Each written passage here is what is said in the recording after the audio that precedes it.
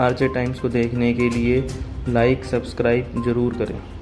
को पूरी दिल्ली राजस्थान को काफ़ी चर्चाओं में लगातार लॉ एंड ऑर्डर पे सवाल उठाए जा रहे हैं और ख़ास तौर पे अभी एससी कमीशन की जो रिपोर्ट जिसमें 7 दिन का वो मांगा है सीएस और तमाम लोगों से, कैसे देखते हैं?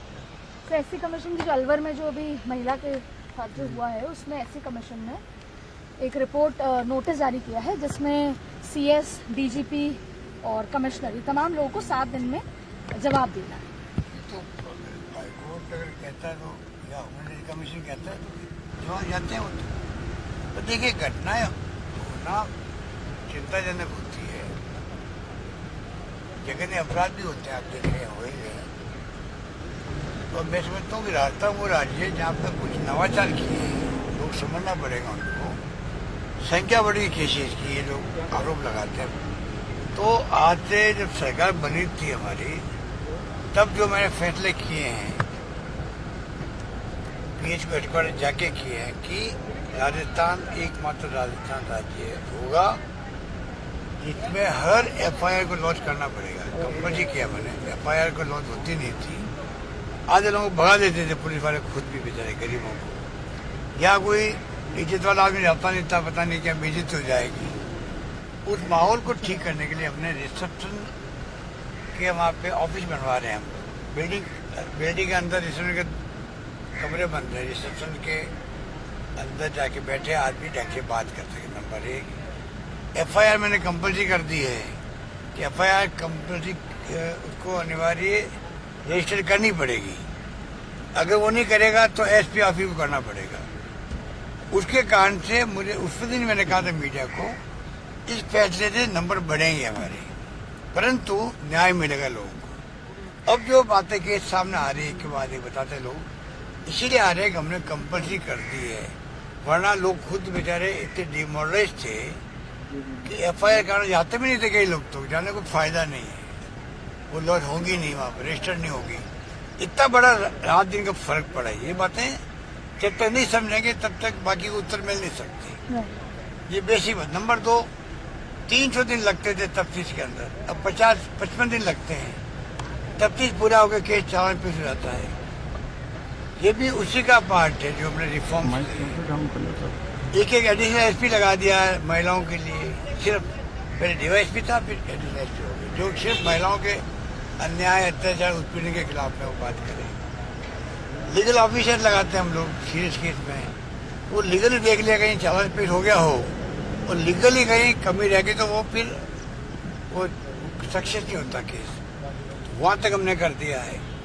केस ऑफिसर डायरी होती है जिसमें एक ऑफिसर पूरे केस को फॉलोअप करता है, उस पर हमने केस दर्ज करना शुरू किए। जैसे अभी जलोर का केस था उसमें दर्ज कर दिया है। कल मैंने एडीजी क्राइम, वो खुद ही शेड्यूल कास्ट के खुद रखती है, उनको कल और मैंने भेजा है और गहरे से पड़ताल करो इसकी। और जो परिवार चाहता है वो तैयारी करने के लिए तफ्तीश में उनको डाउट हो, ये नहीं ये एजेंसी ठीक है, ये व्यक्ति ठीक है, वो हम बदल देंगे। तो कोई घटना होना एक बात है, और घटना के बाद में पुलिस क्या उसको मुलजिम को सेव कर रही है, क्या सॉफ्ट है क्या उसके प्रति? अगर वो सॉफ्ट नहीं है, कार्रवाई कर रही है, कड़ी कार्रवाई कर रही है, अरेस्ट कर लिया, और आगे हम चाहते हैं कि वो चाहे जिसे जांच करवा ले, एजेंसी हो चाहे बड़े वो व्यक्ति हो, अधिकारी हो, विशेष अधिकारी हो, तो मैं समझता हूँ वहाँ कोई जानबूझ के कुछ लोग जो है हवा देने में उनको शौक होता है। ठीक है, कोई काम नहीं होता है, उनको शौक भी होता है, कुछ करते जाओ, कुछ करते जाओ, न्यूज बनेगी, करेगी, न्यूज में नाम आएगा। कई लोग उसी जिंदा रहते बेचारे। ऐसे लोग हैं जो न्यूज से जिंदा रहते हैं लोगों की। और आप लोगों के मीडिया वाले, आप लोग दोस्त भी होते हो, तो आप लोग उनको जिंदा रखते भी हो। दम कुछ नहीं होता है, और जिंदा रखते हैं हम लोग। ये परंपरा देखो लोकतंत्र में चलती है। हम लोग तो मोदी जी, अमित शाह जी, बीजेपी, आरएसएस, ये फासिस्ट लोग हैं, ये इसको सहन नहीं करते हैं।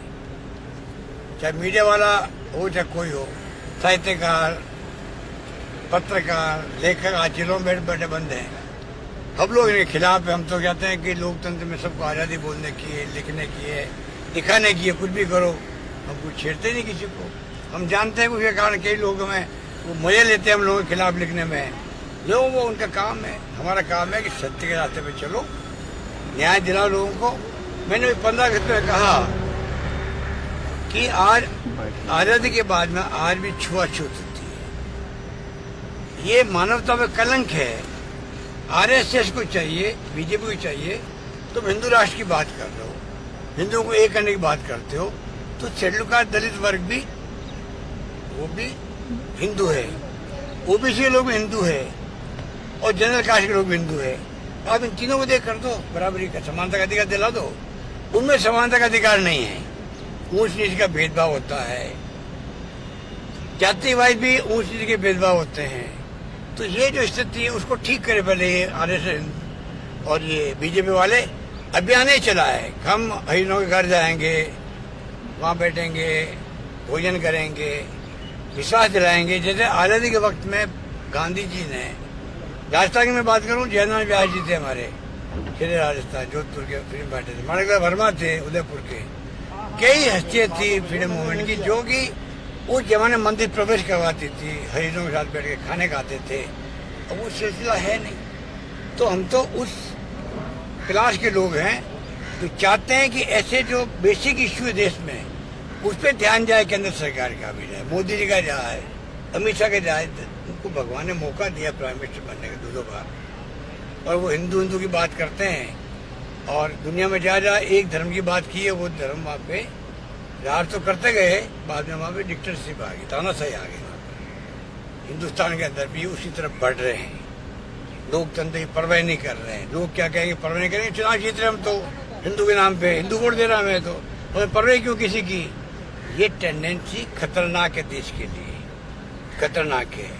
संविधान से, कानून से देश चलता, चाहे कोई ऊंचा आदमी हो चाहे नीचा आदमी, कानून सबके लिए बराबर होता है, ये उसको मानते नहीं है। तो इसलिए ये बात हो रही सर। आज मैं वहाँ प्रेस कॉन्फ्रेंस ले रहा था अहमदाबाद के अंदर, एक किसी ने क्वेश्चन किया कि एक महिला ने आग लगा दी है, तो मैंने रघु शर्मा को पूछा भाई आग किसने लगा दी है। फिर मालूम पड़ा वो तो आग वो है जो पहले लग चुकी है, परिवार में झगड़ा था, देवर का भाभी का जो भी रिश्ते है, 8-10 दिन झगड़े चल रहे थे उनके, उसके अंदर में आग लगाई नहीं लगाई, तो परिवार वाले तफ्तीश कर रही है। तो अभी उसको हमारे बीजेपी वाले उसको सोशल मीडिया में डाल दिया कि लोग उनको पता ही नहीं कि आग लगी है।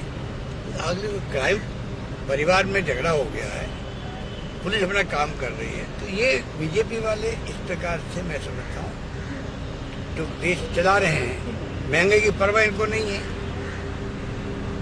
महिला दुखी है, बेरोजगारी हाहाकार मची हुई देश के अंदर, और तो पत्रकारों की नौकरी चली गई, तनख्वाह कम कर दी गई है। आप तो खुद भूल हो भाई।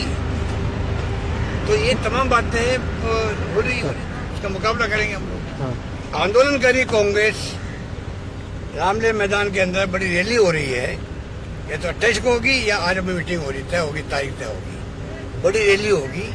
आप देखिए उस दिन जब रैली 5 तारीख को काले कपड़े पहन के जो मेंबर पार्लियामेंट ने प्रदर्शन किया महंगाई और बेरोजगारी के खिलाफ में, शाम तक देखिए आप एनडीए गवर्नमेंट की और इनके नेताओं की, प्रधानमंत्री जी, गृह मंत्री सब सत्ते में आ गए, डिफेंस में आ गए, क्योंकि इश्यू है पब्लिक के अंदर। वो सब घबरा गए। काला जादू की बात करना कि काला जादू आ गया है, काला जादू आ गया है। भाई आपको काला जादू है, जादू टोने हैं। अरे हम तो बचपन से के खिलाफ रहे जादू टोने के। जादू मैजिक अलग चीज है, जिसमें मेरा विश्वास है। मैजिक अलग चीज है, वो ट्रिक होती है, और ये काला जादू जो होता है होता नहीं है। तो मैं देखता हूँ कि सुनता रहता हूँ लोगों को, तो देखते हैं क्या होता है। तो क्या ये आपके उस जादू में ये ट्रैप हो गए बीजेपी वाले? देखिए मेरा जादू परमानेंट है देश के अंदर, प्रदेश के अंदर परमानेंट जादूगर हूँ मैं हूँ। उस पर जादू अपना आप चलता रहता है, फिर कोई नहीं होता। वो तो जादू मेरा अलग तरह का जादू है, और वो जादू देख लीजिए आप, लगातार 24 में देखने को मिलेगा। सेवा करने का जो मुझे अवसर मिला है पब्लिक की, मेरा तो जिंदगी का मकसद है अंतिम सांस तक सेवा करना, गरीब की आंसू पहुंचना, जो गांधी जी ने कहा था। सब बात आ जाती है। गरीब आ जाता है, मिडिल क्लास आ जाते हैं, दलित, पिछड़े, माइनॉरिटी सब आ जाते हैं उसके अंदर। और गरीब चाहे वो ब्राह्मण वैश्य क्यों नहीं हो, गरीब है मैं उसके साथ खड़ा हूँ, बस ये मेरा सोच रहता है हमेशा। और मुझे संतोष मिलता है उससे। सरकारें आई चली गई पर मैं हमेशा उस पर खड़ा रहता हूँ। भाई नहीं, मेरा रास्ता था दोनों टर्म का शानदार, मैंने गवर्नेंस की थी उस वक्त में, शानदार स्कीम लेके आए, दवाएं फ्री उस वक्त आ गई थी। अब तो बहुत हम आगे बढ़ गए हैं, टैक्स फ्री हो गए थे, कई योजना लेके आए थे। संतोष मिलता है, अच्छा लगता है फैसले करने में। बाकी भी चुनाव हरवा देती जनता, में क्या कर सकता है। इस बार मैं चाहता हूँ जनता में चुनाव वापस जिताए, रिपीट करे। इतने मैंने काम किए हैं, हर परिवार में हमारी स्कीम पहुंच गई है, कोई न कोई स्कीम पहुंच गई है। स्वास्थ्य सेवाएं पहुंच गई है, कोई कम बात है क्या। दुखी उससे होते लोग आगे चले, कर्जा लेके इलाज करवाते हैं, अब सब इलाज फ्री होने लग गया। तो मैं तो पब्लिक को खुद को आह्वान कर रहा हूँ, इस बार कृपा करो हमारे ऊपर। सरकार बदलती है तो स्कीम बंद हो जाती है हमारी, रिफंड बंद हो गई थी, अभी उसकी कीमत बढ़ गई 40 से 70,000 करोड़ हो गई हो। तो मैं चाहूँगा कि चाहे ARCP हो, ARCP में बार बार याद करता हूँ, तो प्रधानमंत्री जी से मुलाकात हुई मेरी अभी राजपूत भवन में, तभी मैंने मांग उनसे करी। तो भाई आपने वहाँ पे जयपुर अजमेर में क्या क्या गए थे आप राष्ट्रीय परियोजना बनाओ इसको, जिससे कि जल्दी वो बने। 13 जिले में पानी की समस्या है, बहुत भयंकर है, राहत मिले और सिंचाई की सुविधाएं मिले। तो मंत्री जी राजस्थान होने के बावजूद भी एक काम नहीं करवा सकते PM से, राष्ट्रीय परियोजना कोशिश नहीं कर सकते। वो जाके कहते भाई मेरा खुद का राज्य का मामला है, तो क्या दिक्कत है उनको। तो वो राइट लेफ्ट की बातें करेंगे पर उसकी बात नहीं करेंगे। ARCP बड़ा मुद्दा बन गया राजस्थान। सर एक बड़ा मुद्दा ये है कि प्रधानमंत्री ने जो लाल किले से भाषण दिया उसमें भारत में केवल एक आप थे जिन्होंने इस तरीके से उनको डिफेंड किया और उनको जवाब दिया, बाकी किसी ने जवाब नहीं दिया। और जिस तरीके इतिहास पर बात करी उन्होंने और इतिहास के जो आज़ादी की जो बात थी उसको ओवरलैप किया, आपने ही जवाब दिया और किसी ने। देखिए गांधी पंडित नेहरू अमृत महोत्सव से गायब है। क्या बगैर पंडित नेहरू के आजादी जंग लड़ी गई थी पहले और बाद में, पिछले साल में हम यहाँ तक पहुंचे हैं। तो क्या उनके जिन्होंने कंट्रीब्यूशन किया है देश के आजादी के लिए, संघर्ष किया है, उनको याद किए बगैर 10 साल जेल में बंद रहे पंडित नेहरू। इंदिरा गांधी जी प्रधानमंत्री रहते हुए उनकी सीना छलनी कर दिया। राजीव गांधी शहीद हो गए, राहुल गांधी के परिवार के 2 लोग शहीद हुए। कभी नाम लेते मोदी जी। अगर आप इस प्रकार इतिहास को नई पीढ़ी को बताने में संकोच करोगे तो आपके इतिहास को नई पीढ़ी क्यों आगे आने वाले वक्त में वो क्यों बताएगी कि मोदी नाम का कोई प्राइम मिनिस्टर बना था, उसने ये काम किया, ये नहीं किया, ये करना चाहिए था, जो भी है वो क्यों बताएंगे। जब आप अगर ये नई परंपरा डाल रहे हो, इतने बड़े त्याग बलिदान की कहानियों को गायब कर रहे हो, विकास की यात्रा को गायब कर रहे हो, उसमें कौन मुसाफिर थे या कौन को उसके अंदर गवर्नेंस करने वाले थे, उनको आप गायब कर रहे हो। फिर काय का अमृत महोत्सव बना रहे हो आप। तो ये जो सब बातें हैं जो ये क्वेश्चन मार्क खड़ी करती है, क्या उनकी नीति और नीयत है। अमृत महोत्सव में एक मौका था इनके सामने, तो देश के नौजवानों को ये मैसेज देते कि हमें गर्व करने वाली बातें क्या क्या है देश के लिए। आप सबको गर्व होना चाहिए, जैसे कि वो आने वाले वक्त में उनके ऊपर भार है देश का, वो फिर अगली पीढ़ी के लिए मैसेज देते हैं। दुनिया कहती है कि हिंदुस्तान अभी अमृत महोत्सव मना रहा है, ये माहौल बनना चाहिए देश के अंदर। अभी इवेंट हो रहे हैं, एक के बाद एक इवेंट हो रही है, इवेंट कर लीजिए आप, पैसा खर्च होता है, कोई दिक्कत नहीं है। तो उससे आपका नई पीढ़ी को प्रेरणा क्या मिलेगी, मोटिवेशन क्या होगा, मुझे इसमें तकलीफ हो रही है। Thank you sir. बहुत बहुत धन्यवाद। RJ टाइम्स को देखने के लिए लाइक सब्सक्राइब जरूर करें।